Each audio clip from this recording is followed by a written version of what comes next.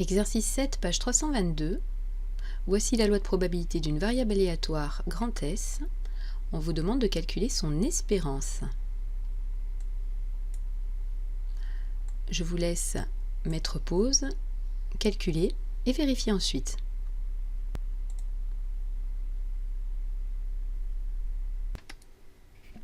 On fait donc le calcul de l'espérance.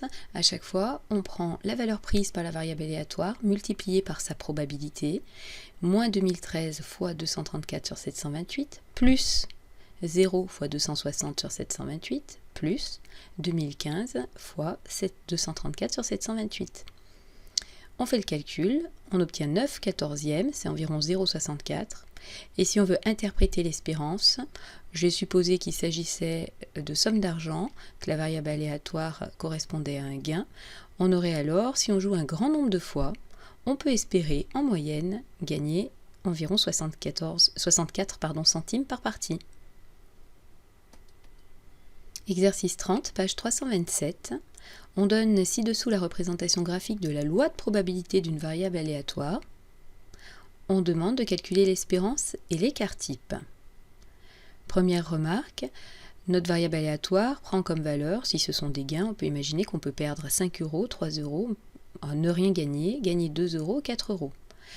Les probabilités sont données par les colonnes qui correspondent. Et première chose que l'on peut observer, la probabilité ici d'obtenir moins 5 serait égale à 2 si on suit cette graduation. Une probabilité ne peut jamais dépasser 1.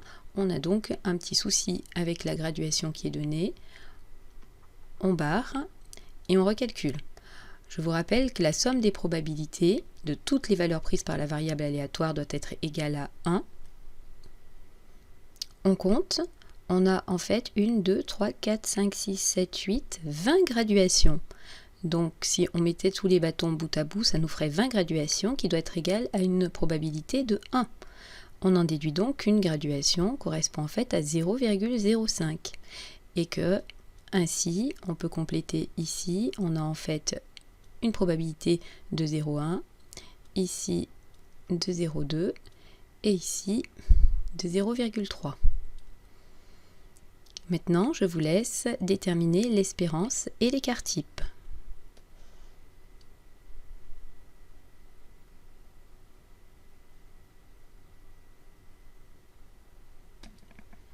On calcule donc l'espérance, moins 5 fois 0,1, moins 3 fois 0,3, plus 0 fois 0,2, plus 2 fois 0,3, plus 4 fois 0,1.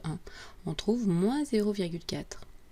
Pour déterminer l'écart type, il nous faut ensuite d'abord calculer la variance. On commence donc par la première valeur à laquelle on enlève l'espérance, on met au carré et on multiplie par la proba. On le fait pour chacune des valeurs prises par la variable aléatoire. On trouve 7,84. Pour trouver l'écart type, on met une racine sur cette valeur, on obtient 2,8. Si on joue un grand nombre de fois, on peut espérer en moyenne perdre 40 centimes par partie. Et si on joue un grand nombre de fois, les gains seront situés en moyenne à 2,8 euros de ce que l'on peut espérer.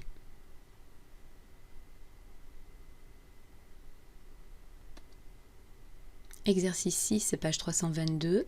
Rien ne sert de courir, il faut partir à point. On écrit chaque mot de cette citation sur un carton. Il y a donc 10 cartons.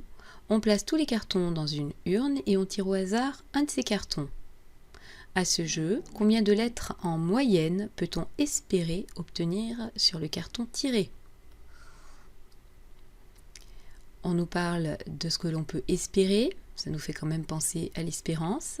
L'espérance qui concernerait le nombre de lettres sur un carton.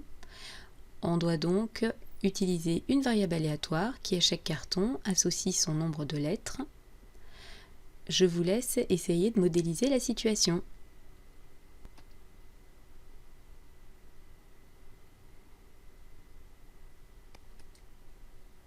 Dans cet exercice, il faut donc modéliser l'expérience du début. Il s'agit de piocher un carton parmi 10. Notre univers des possibles, c'est le carton 1 jusqu'au carton numéro 10. Ensuite, à chaque carton, on définit la variable aléatoire grand X qui associe le nombre de lettres qu'il y a sur le carton. Sur le carton 1, rien. 1, 2, 3, 4, on compte 4 lettres. Sur le carton 2, 2, etc. Les valeurs prises par la variable aléatoire sont donc 1, 2, 4, 5 et 6. On doit donner ensuite la loi de probabilité de cette variable aléatoire. On écrit toutes les valeurs prises par la variable aléatoire et on calcule leur probabilité. La probabilité d'avoir une seule lettre sur le carton, on regarde dans le tableau, ce n'est réalisé que par le carton numéro 9, donc par un seul carton sur les 10 possibles.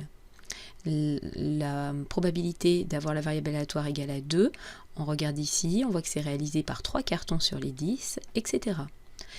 Une fois qu'on a la loi de probabilité, on peut donc calculer l'espérance de cette variable aléatoire, c'est 3,6, ce qui veut dire que si on joue un grand nombre de fois, on peut espérer en moyenne obtenir 3,6 lettres par carton.